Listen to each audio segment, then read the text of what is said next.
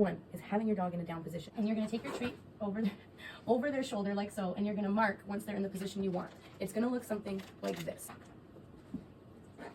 Yes, yes, yes, yes, good job.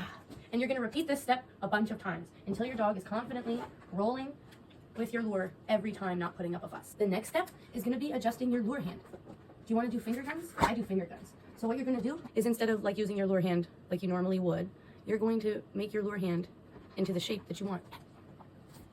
Excuse me? So for me, it's going to be finger guns. And then you're going to repeat step one again, or until your dog is confidently doing it every single time successfully 10 times in a row. So instead of a closed fist, I'm going to do the finger guns, and I'm going to mark it as soon as he's where I want him to be. Your next step, once your dog is confidently rolling onto their side with your hand marker the way that you want it, you can now add a verbal cue. You can make it bang or pew pew, whatever sound effect you want, really. What you're going to do then, repeat the previous step just like before, and do that again with not only your finger gun lure, but also your verbal cue. Bang. Yes. Again, only marking when they're in the position that you want. Bang. Yes. So once your dog is confidently going onto their side with your finger guns and your bang marker word, or whatever marker word you choose, you can then move on to the next step, which is step 4, which is to gradually move farther and farther away from your dog with your lure hand. Bang. Bang. And you're farther and farther away from them. Bang. Yes, good boy. Which leads us to the last and final step, which is step 5, which is to transition them out of lying down to do it. And first you do that by moving them into a sit.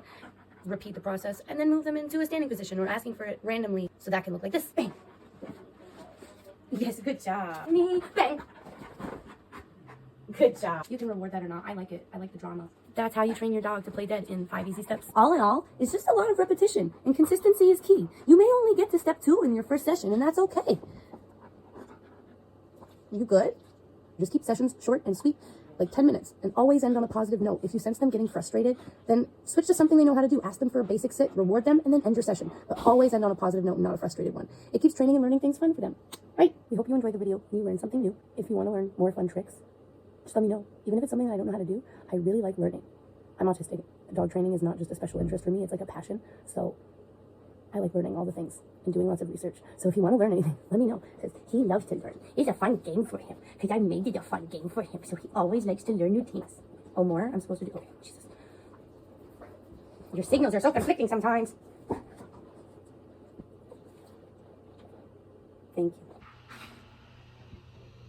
He says, I love to learn.